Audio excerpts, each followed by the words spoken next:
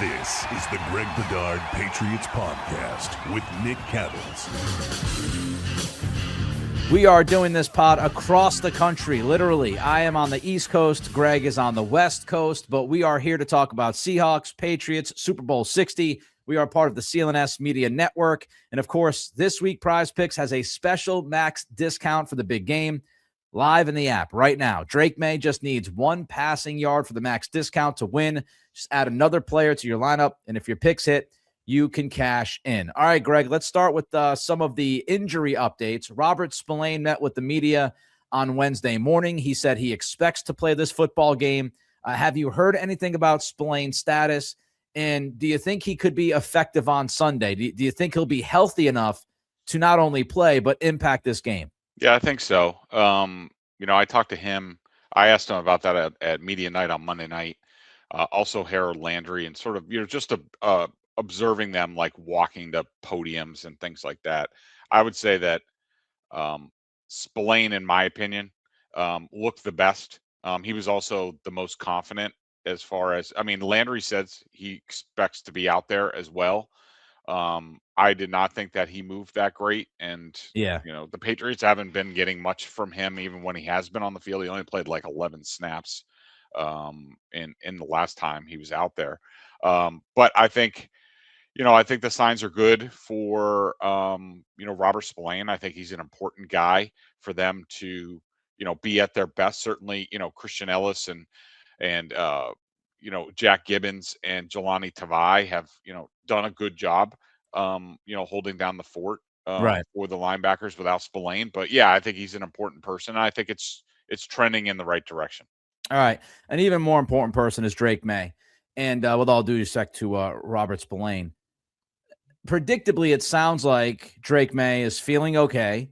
I don't know if I truly understand the idea of, well, I just felt better when we landed in Santa Clara. I don't really know, like the flight healed him. I don't really get that part of it. But you said it. Phil Perry has said it. Everybody, Greg, that I have read and heard about this say Drake May is going to be okay, will not have a significant impact on the game. But have you heard anything about how he's looked at practice? So they only have they're probably out there now, or we're going out there today. I can't wait to get the pool report. I think Lindsey Jones from The Ringer is the AFC pool reporter. So she gets to view the whole practice, gets to write up about it. We'll talk to Vrabel coming off the field. So we should be getting that at some point tonight. So that'll be important information. Yeah. I did think it was funny, when I was on with Felger and Maz yesterday, and we were talking about Drake May. I was like, have the Patriots posted anything, like any pictures, because they got their people out here.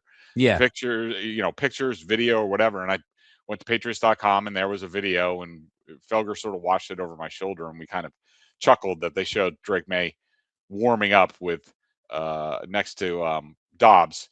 And then there were a bunch of passes, like one-handed catch by Kayshon Boutte, like Demario Douglas, but no video of who threw the pass, which was interesting. But from what I understand, talking to people, so they had a bonus practice on Monday, no reporters allowed to be there.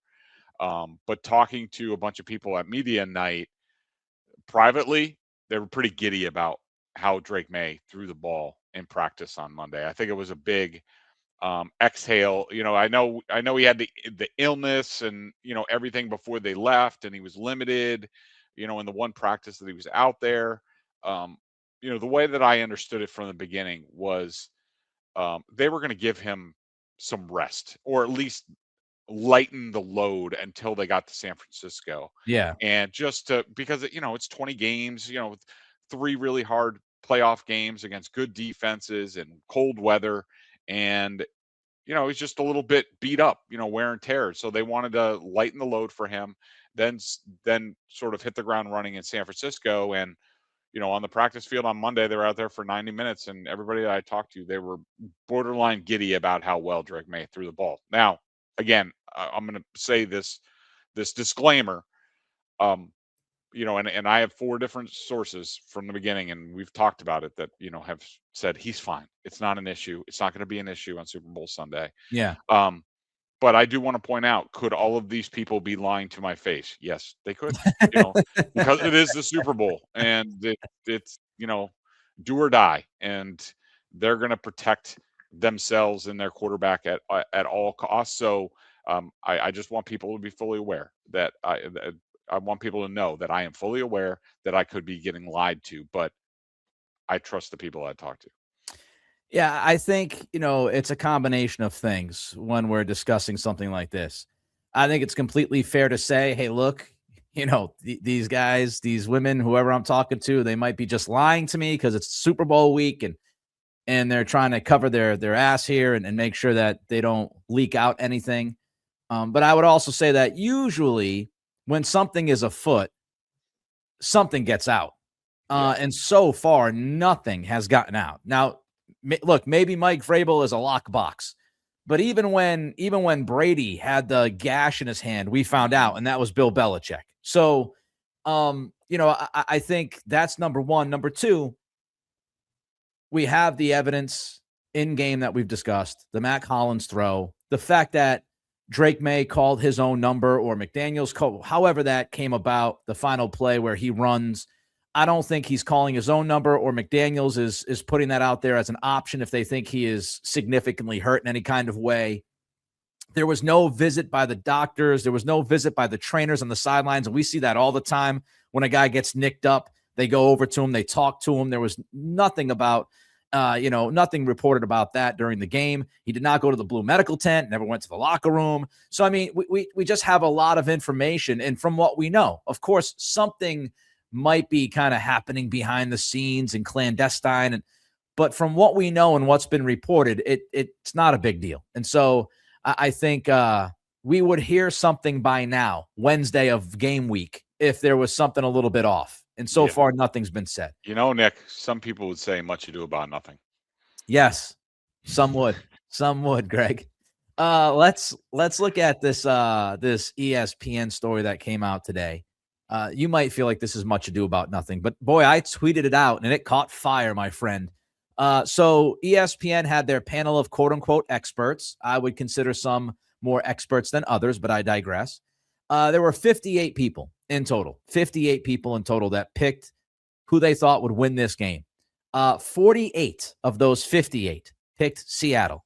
I would also mention that 2 of the 10 that picked New England played for the New England Patriots, Teddy Bruschi and Jason McCourty. So really, when you take 2 away that actually played for the organization and obviously have, their heart in this, it's really 48-8 in Seattle's favor. So that would be 80. I just did the math, 85.7%. Yeah. So I got 2 questions about this. Number one, when you look at this, and we don't have to get into specifics, but just kind of your general thought about watching these 2 teams, do you think it should be that slanted? Do you think 48-8 without Bruschi and McCourty is justified watching these 2 teams play football? No, not the more film study I do. And we'll get into Sam Darnold in a little bit, but look, I can understand it a little bit from this perspective that, and there's a little recency bias in this. Is, Seattle played a really, really good game against the Rams. So did Sam Darnold. Now they did get a little lucky, fortunate. I'm mentioning that without talking about the Patriots, just so you note that I'm talking about how another team has been lucky, with the guy falling down on the punt return and looking like he got shot by a sniper when he went after that punt, and so they got a little bit lucky in that regard. But I understand. I mean, look, this is a very talented team. It really is. I mean, if I would definitely, if we should have done this. Maybe we'll do this for Friday because we mentioned it, I think, last week. Like, let's do a draft. This game, top 10 players. Maybe take the quarterbacks out of it, even though they're sort of the icing on top. But I would say that the Seahawks have a stronger roster. I wouldn't say much stronger, but so I can understand it. from that perspective. But however, I don't know why the Patriots. I do know why. It's because of the road that they traveled to get here, and it wasn't impressive in the postseason. The teams that they played weren't impressive. Everybody knows the reasons why. Um, but I think that people are, discounting the Patriots a little bit, and I think that they're overrating Seattle and the NFC and all that stuff. And so, to answer your question, Nick, no. Could I see the Seahawks being favored by 65-70% of ESPN? Probably, because right now, I mean, I was even reading Aaron Schatz's DVOA preview, and he said probably the Seahawks right now, the way him doing his numbers, they have a 60% chance to win this game. And that he said that would lend it to be more like a 3-point spread instead of the 4.5. But yeah, that's ridiculous. Like 86% of ESPN experts. And, it's probably why I can just tell you, on paper, I do think that the Seahawks should win the game.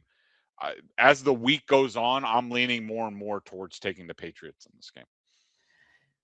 There are a lot of things stemming from what you just said. Number one, I would also mention Jordan Moore had this. I think he works for DraftKings. Not only he had 47 to 57 ESPN personalities. I don't know where he got that. I 48 to 58 from the story. It's 48 to 10 again without Brewski and McCourty. It'd be 48 to 8. NFL Network personalities. 30 of the 34 picked the Seahawks. And The Athletic, 8 of 8 personalities from The Athletic picked the Seahawks. So I'm this is not definitely picking the Patriots now. This is not just telling me all this stuff. This is not just. And Jordan Moore had the Brian Windhorst meme of him like with his fingers up. So here's what I would say. Number one, people always say, oh, the Patriots fans are insufferable. They think people don't like them and they pick against them and blah, blah, blah, blah, blah. But here's what I'll say. If there was any doubt, the last 2 weeks, Patriots fans deserve to be out there bitching. They've earned it, okay? Bill Belichick, Robert Kraft, the Hall of Fame stuff. And now, I mean, you've got – try to do some quick math here. I'm going to do the quick math. I'm going to pull up the calculator here because I want to actually combine all the numbers I just said. So you got 34 – you got 30 of 34 in the NFL Network. You've got 48 of 58. And then you've got 8 of 8. So that's 86, okay? So let's remember that number, 86, 34, 58, 8. 56. 86%, because that's actually 100. So 86 out of 100 experts have picked the Seahawks between the NFL Network, ESPN, and The Athletic. 86%. So, yeah, people are saying Patriots against the world. It is Patriots against the world. Secondly, I would say this. The DVOA stuff, I wanted to get your thoughts quick here. We both have a lot of respect for Aaron and what he does. He's a tremendous, tremendous analyst, what he does. I do have a little bit of a nitpick here, though. Oh, boy. Because he posted something this week, and I noticed. And I quote tweeted it, and Aaron, again, seemingly a great dude, responded to me. I responded to him in kind. So everybody used the DVOA stuff against the Patriots all year long. Now, when you're on the precipice of the Super Bowl, when you look at it, the Patriots in the regular season, they end up, leading up to the Super Bowl, before the playoffs, they end up with the 7th ranked DVOA. Mm-hmm. In the playoffs, they are the 2nd ranked DVOA. So after all the talk about how bad they are DVOA-wise, and how many shit teams they played because of DVOA ranks these shit teams.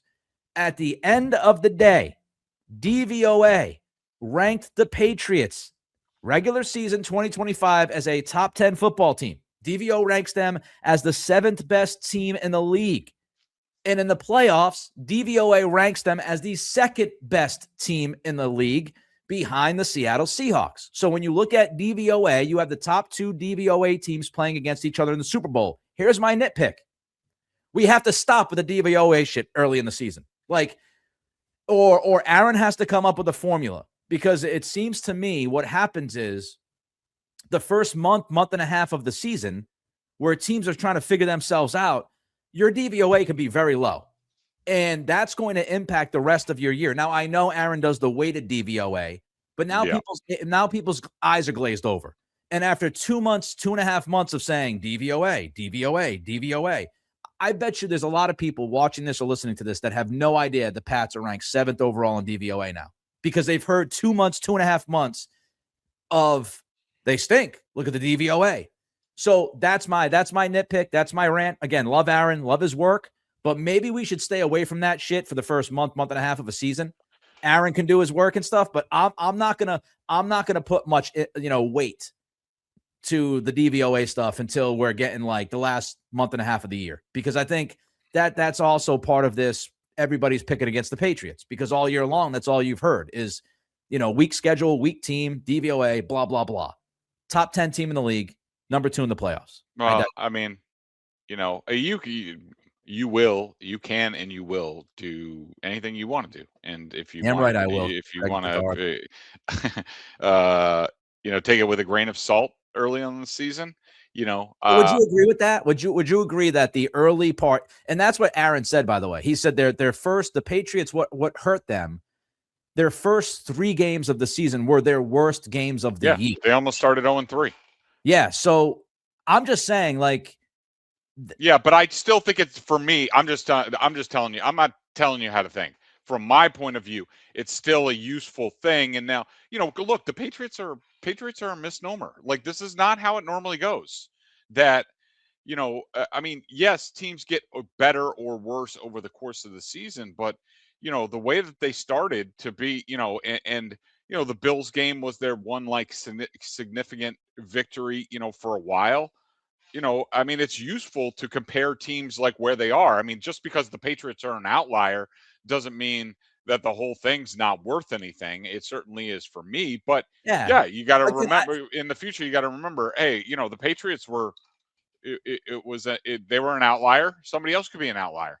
Yeah. So I'm not saying, and I don't want to go too far down here, but I want to make sure, because I'm sure Aaron listens to this. He's a Patriots fan. I believe he's a friend of yours. Yeah. Again, he does great work, and I'm not saying DVOA has no place. I'm not saying it's not a useful tool.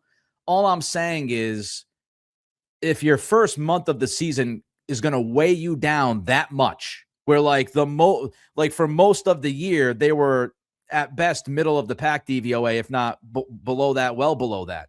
If it's going to impact you that much, maybe Aaron should look into not putting as much weight in the first month of the season. He puts more weight in the recent, in the final like month or so of the season. What I would suggest, and this is just a friendly suggestion, weight the early part of the season in a certain way too. Like, take less from early in the season, like you take more from late in the season. That to me would make sense, because when you're just looking at it week 8, week 9, and the Patriots are whatever 17th, 18th in DVOA, you're going, wow, man, they're still not like, what am I watching, right?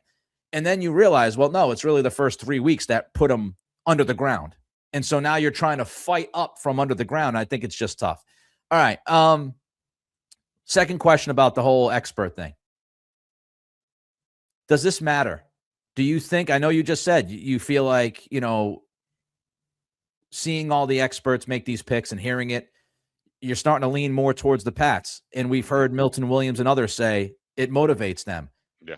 Do you think this makes a tangible difference on Sunday, Greg, that 86% of the experts, quote unquote, are picking against the Patriots? I do.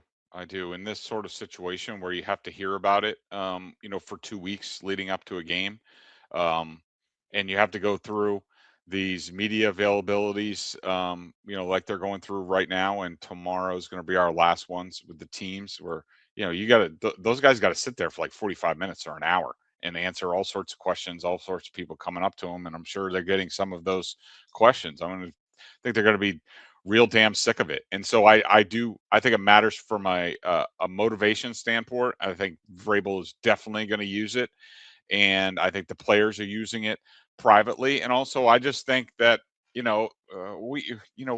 love sports, we follow sports, we know how these things go. If everybody's going one way, it usually breaks the other way.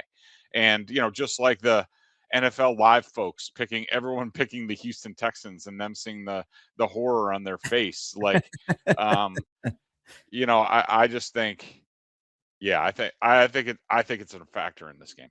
All right, we got more to talk about, but first, Greg wants to tell you about Prize Picks.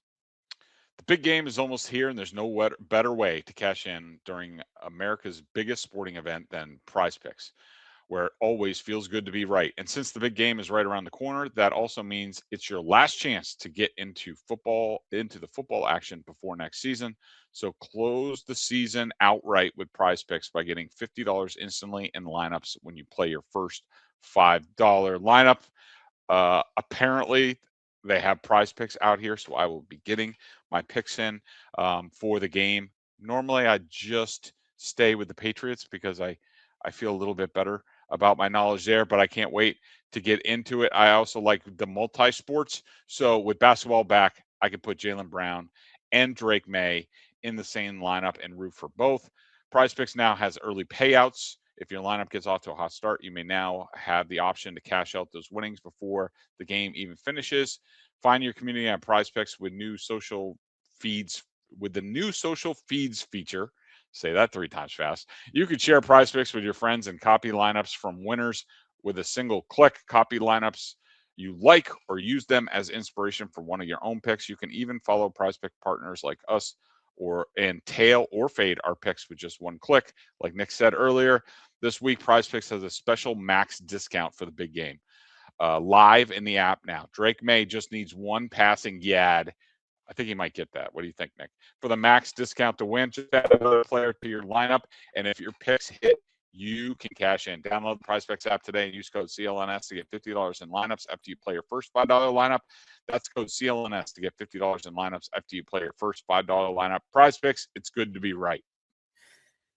And yes, I do think he could pass 1 yard. Hopefully, fingers crossed. And for those I don't know. listening, With that shoulder, I don't know, man.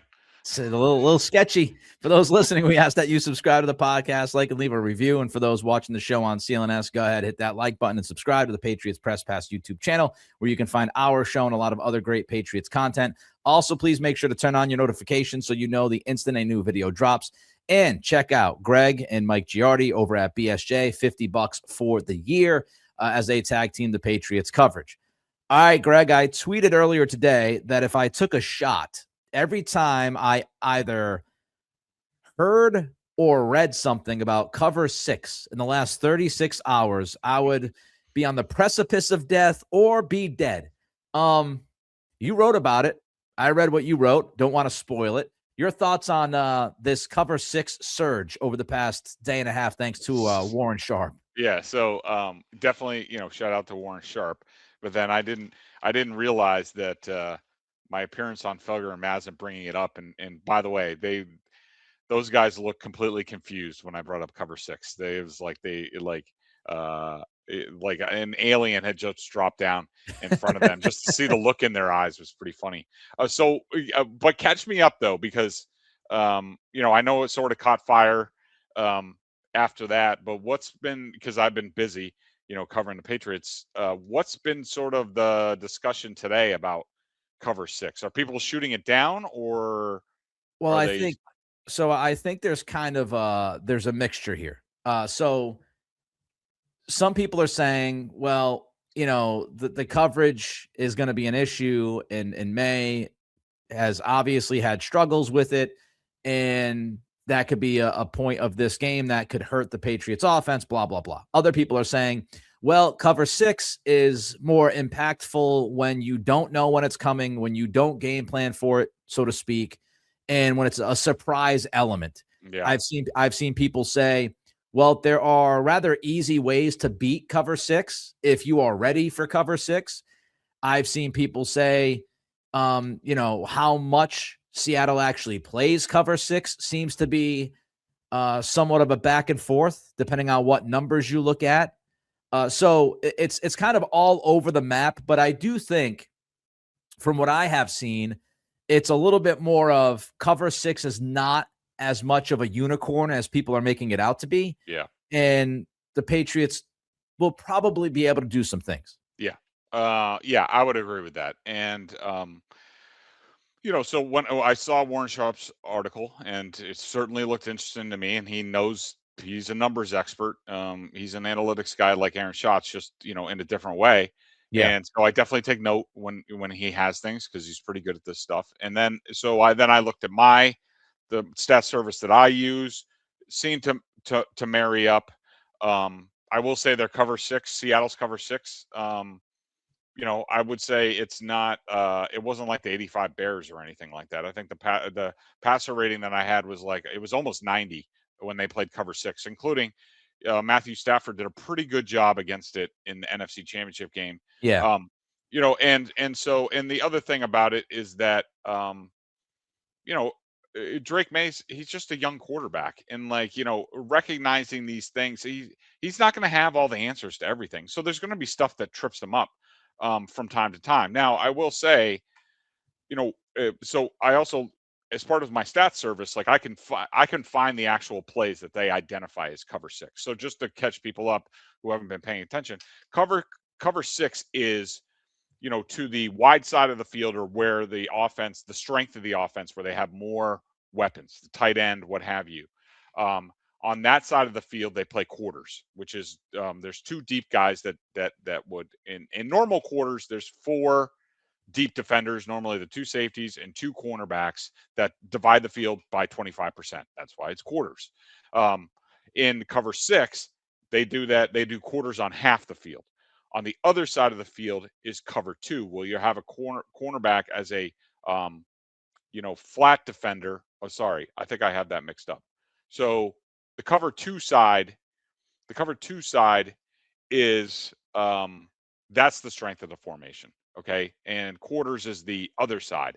But the way Seattle plays it, where normally you would have a cornerback and one of the safeties playing the deep quarters on that half of the field, the way Seattle played, at least against the Rams, was this is how they deployed their cornerback. So Frank Jobe, number 29, was sort of the left cornerback.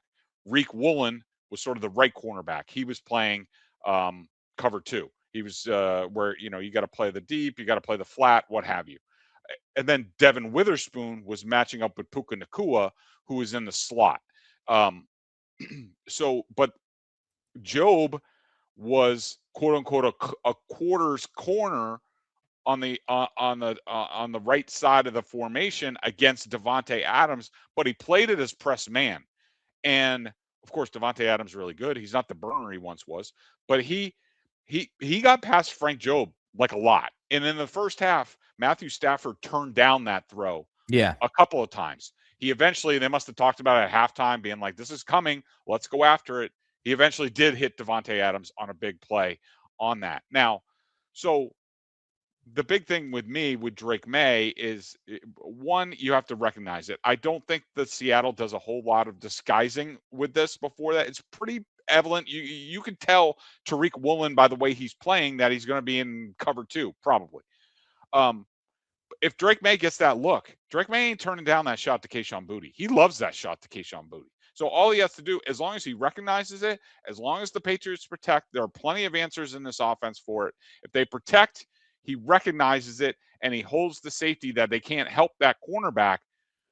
Drake May loves to throw that go ball to Kayshon Boutte, and I think we're going to see that. I'm not after researching this a little bit more, I'm not overly concerned about it. Plus, you give Josh McDaniels 2 weeks to figure stuff out, they'll be just fine. And practice it on the field, they'll be fine. They'll have answers to it, but they got to protect, because Drake's going to need an extra half a second or second to figure out exactly what they're in, and then how to diagnose it and go after it.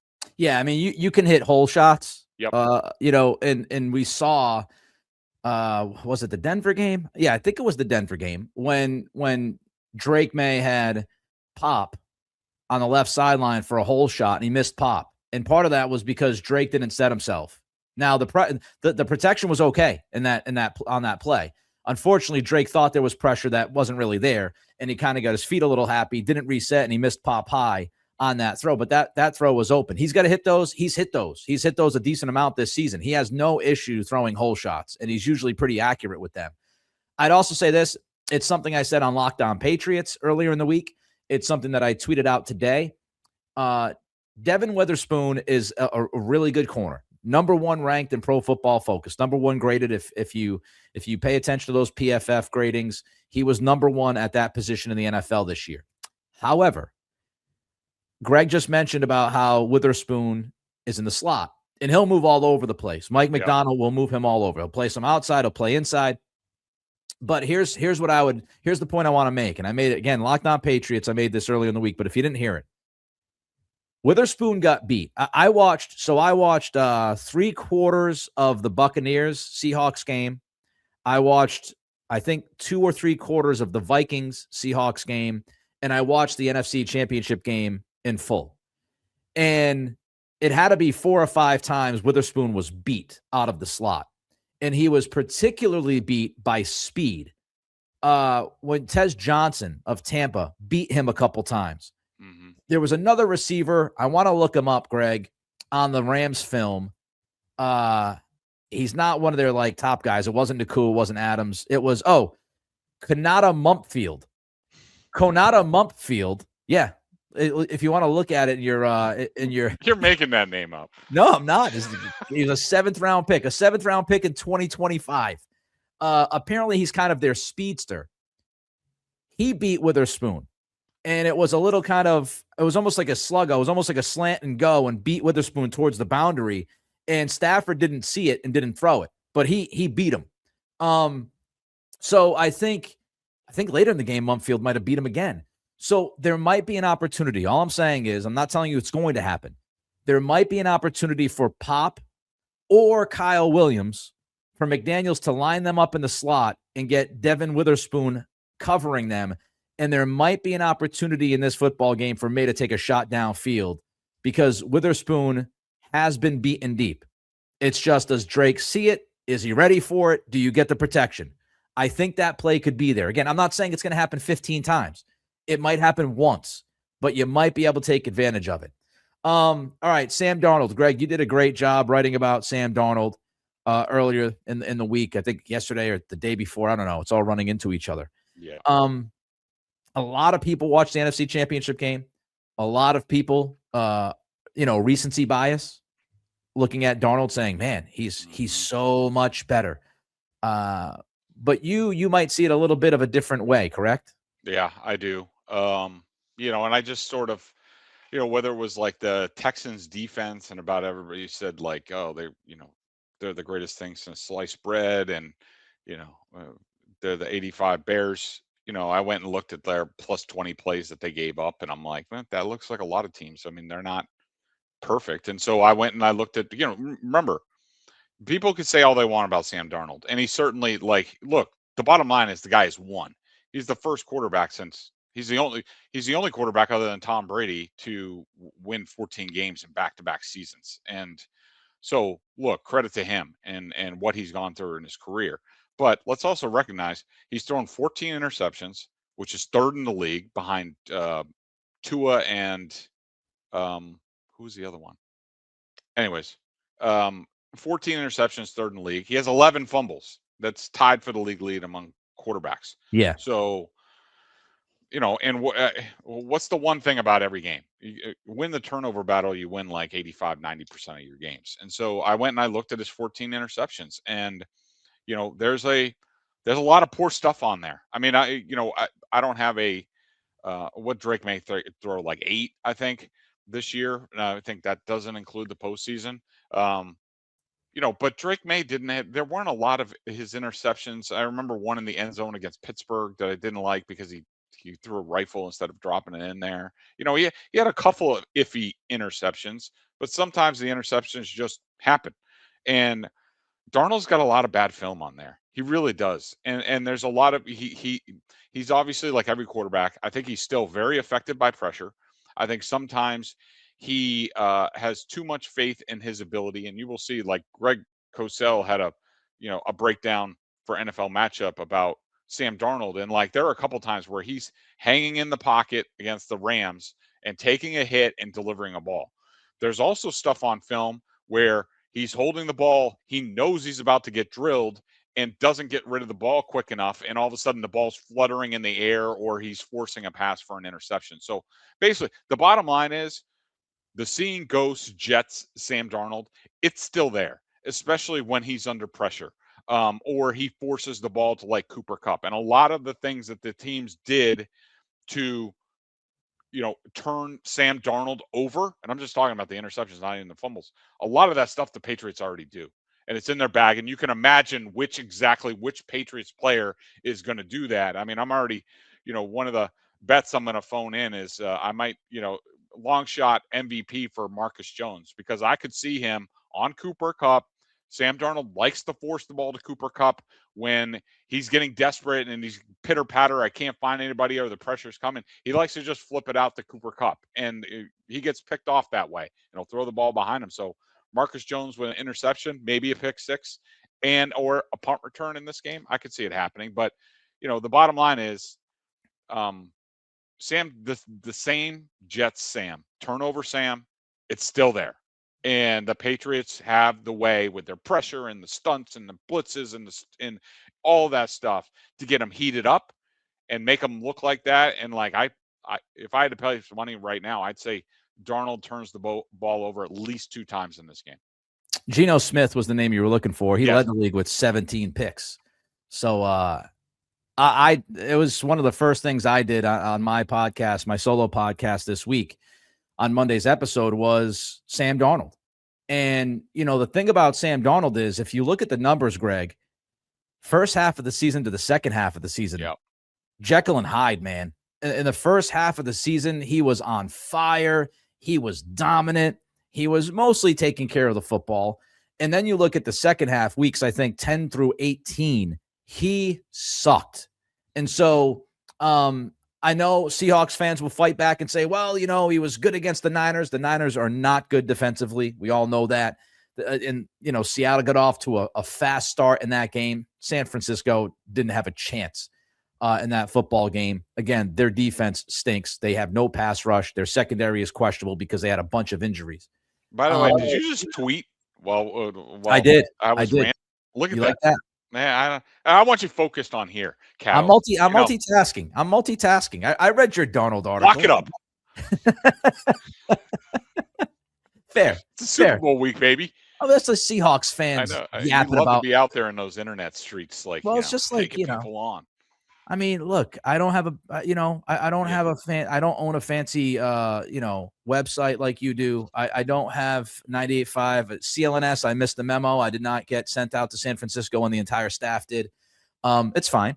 But that's what I do. But to look at the 2025 splits of Sam Darnold, and by the way, the tweet was just because there's a lot of Seahawks fans squawking about how we all we need is a Legion of Boom. Legion of Boom mantra. The Legion of Boom came up with that. Okay, 11 years ago. Is there a statute of limitations? So, like, what are we doing here? Stop it. Will you 12s? Stop it. I want to back up my point about Darnold, though. Okay. Here are the numbers. I had this on Locked On Patriots. That's right. I'll promote it again. Weeks 1 through 9, Darnold's completion percentage was 70.4. It fell to 65.5 weeks 10 through 18. His yards per attempt dropped by more than 2 yards from the first half to the second half of the season. Weeks 1 through 9, he had 16 touchdowns and 5 interceptions. Weeks 10 through 18, 9 touchdowns, 9 picks. And he was sacked twice as many times, weeks 10 through 18, than he was 1 through 9. He was sacked 9 times in the first half of the year, 18 times in the second half of the year. He was a completely different quarterback the second half of the season. And going into that San Francisco game, rightfully so, the biggest question was, is Darnold going to shit his pants? And they got off to a fast start. And again, San Fran's defense is not very good. And last week, in the NFC Championship game, he's playing a team that he has seen 3 times. And by the way, the Rams defense stinks. So if we're gonna play this game about the Patriots and their weak schedule, yep. I see that being played by a lot of people. And what bothers me is they're not talking about the other side to this. And the Seahawks had a tougher schedule. There's no doubt, right? NFC West, I get it. But the defenses in those divisions, the Cardinals defense sucks. The Rams defense sucks. And, San Francisco's defense sucks. And if you look at, a lot of the teams, like we just have to be fair. try to be fair, try to be objective, and say, yes, the Patriots schedule, they played against a bunch of bad defenses this year, and Drake May certainly took advantage of some of those matchups. But we also, people are talking about this Seattle offense like it's intergalactical, and they have had their struggles at times. So I just like to point that out, that a lot of people will bring up Drake May's turnovers, and Greg just mentioned it. Sam Darnold has a lot of turnovers. He led the league in turnovers. And by the way, Cerrone Battle made a great point.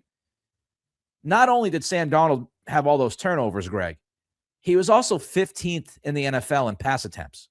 This is a run-heavy, run-based offense, which means he has less opportunities as the quarterback to turn it over. And he turned it over more than any other quarterback in football. So he's protected by the scheme, and he still turns it over a bunch. And I'm not saying he's going to have a turnover on Sunday. I'm just pointing this stuff out because everybody will look at the Chargers and Texans game and say, well, May fumbles all the time. Okay. Sam Darnold hasn't turned the ball over, I think, in 3 straight games. Is he due? You decide. CLNS Media Network, all access, behind-the-scenes content, segments from our many Celtics podcasts, NBA History Channel, Patriots Press Pass, Bruins Ringside, and of course, don't forget about Prize Picks. Download the app today. Use code CLNS to get $50 in lineups after you play your first $5 lineup. All right, 2 more questions for you, Greg. Stunts and games. Each team runs a lot of stunts and games. How big of an impact on Sunday? It's going to be huge. And I forget which game we talked about it.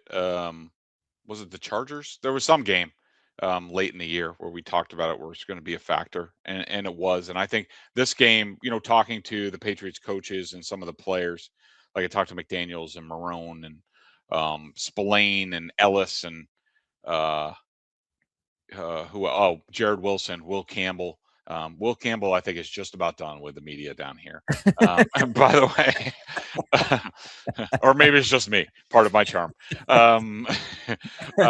They think it's going to be huge. And like Josh McDaniels said that, and a lot of my story that I'm going to write for BSJ is about sort of the evolution, so to speak, of stunts and games, because they've always been around. And, even Doug Marone, who's a historian of the game, actually pointed out to me, because I think that it's getting more and more violent. And I actually think that the offensive lineman could use a little bit more protection. I know everybody's going to think I'm just, trying to save offensive lineman lives because that's what I do. But I mean, there are times where these guys get freaking earholed on the side. Yeah. And they'll be engaged with somebody else and somebody freaking kills their rib cage or something. Yeah, there was a defense that the Patriots faced, and I can't remember who it was, but I was watching the film of that defense before the Patriots played them, and that's what they did the entire game. They were just pretty much blindsiding these offensive linemen and smashing them. And I was like, I know it's apparently it's legal, but I'm like, how is that legal So I wrote it for the Chargers game because the headline on my column was Patriots need to beat Chargers to validate season, how it will happen with a stunt. So I was trying to be a little creative with my headline, but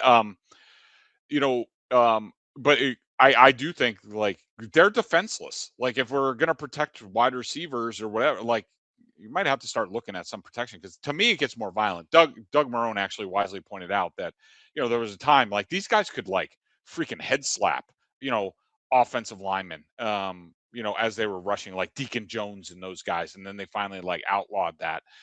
But these games and I would say the Patriots, certainly we've seen it, and they do a really good job. The Seahawks do the same sort of thing, where they'll involve linebackers from the second level in it. That's a tough thing to prepare for. McDaniels talked about dealing with stunts in games is probably the thing that they have the offensive linemen work on the most, in a given practice than other techniques on the offensive line. And it's a reason why the Seahawks can get pressure with just 4. They don't blitz very much, but they have a high rate of pressure. And that's because of their games and, Leonard Williams and Byron Young and, these big, fast, physical guys on the interior wreaking havoc. The Patriots, you'll see Christian Ellis come in and, he'll he'll run into a center, and that frees up Milton Williams to come around. So I think it's going to be a huge factor. I think the team that deals with it the best, I do have a lot of worries. Campbell and Jared Wilson have at times really struggled with games. I think they're going to be targeted. I think Anthony Bradford, the right guard, of the Seahawks Woof. is certainly going to be Woof. targeted along with the center. Yeah, woof. And so, yeah, I think it's going to be a huge factor, and it could determine who wins this game. All right, last one before we get you out of here so you can take your nappy nap. Do you think the experience is, Vrabel, this is his 5th time at the Super Bowl. And I want to pull this up because I saw a tweet. Daniel Rotman, who is also the Scout the NFL account, does a lot of draft stuff on Twitter and all that. He posted earlier today about the experience the Patriots have in the Super Bowl. And when you look at it, well, that page no longer exists. So I don't know if he added to it or took away from it. But you've got guys like, obviously McDaniels has been there a billion times. Vrabel's been there, I think, 5 times. Milton Williams was there last year. Carlton Davis has been there. Do you think that matters on Sunday? Do you think Vrabel's ability to understand what that day is like, especially as a player? Mm-hmm. Mike McDonald doesn't really have that, right? This is the first time he's at a Super Bowl as a head coach. Obviously wasn't a player. Do you think that matters, Greg? So I think a couple of things on this experience front. I think number one, I think it's to the Patriots' interest that they're playing another new team to the Super Bowl. I mean, you can line up guys and coaches on each side and, they have experience, but just in terms of like these teams, the way they've rebuilt, and that's John Schneider in Seattle and Vrabel and Cowden and Stretch here in New England. It's different. Like say they played, I know they're in the AFC, but say they played, a Chiefs team or, something like that, a team with a lot of experience. I think they would be at a deficit, but I think these two teams are so new at it that they're in the same boat. And then I think that Vrabel and McDaniels, that tandem, that Josh was the 10th Super Bowl, I think. Yeah. It's incredible. So they know exactly what to expect. The feeling that I get being around the Patriots is that thanks to Vrabel and McDaniels and the coaches, and plus the institutional knowledge of, even somebody like Stacey James, the PR chief, and Aaron Salkin, and all these people who have been through this, because there's a lot of crap that goes on. This feels like this is in their wheelhouse. They feel, I get the feeling that they're all very comfortable with what they're doing. I don't think many of the players are overwhelmed by the whole media thing. I do think some of them, like Big Country, is getting a little tired of seeing our mugs and it would like to just shut up and play football. But I think for the most part, they're dealing with it fine. And I do think that Vrabel and McDaniels give them an advantage. Who was it? Was it Bryant Reeves? Yeah. The basketball player. Reeves, Oklahoma State with the Yeah. flat top. Yeah. Seahawks fans. It wasn't his name. It wasn't his nickname, Big Country or whatever the hell. Yeah, it was. Yeah. Mm-hmm. Yeah. Well, Seahawks fans would think you can never use that as a nickname, Greg. We can't call Will Campbell Big Country because Bryant Reeves had it like 20 years ago. So how dare you? Yeah, it's a parting shot. It's Super Bowl week. Let's do it. Oh, He's Greg. A little sensitive. Nah, just a jab. I like to throw jabs back. 12's throwing down in those internet streets. I worked with Adam Jones for a year and a half. Come on. I'm conditioned for this shit, Greg. I'm conditioned. All right, Greg's going to go take a nap. I don't know what I'm going to do, but we'll be back later in the week to actually really dig deep into this game and preview it. Should be fun. Until then, be well.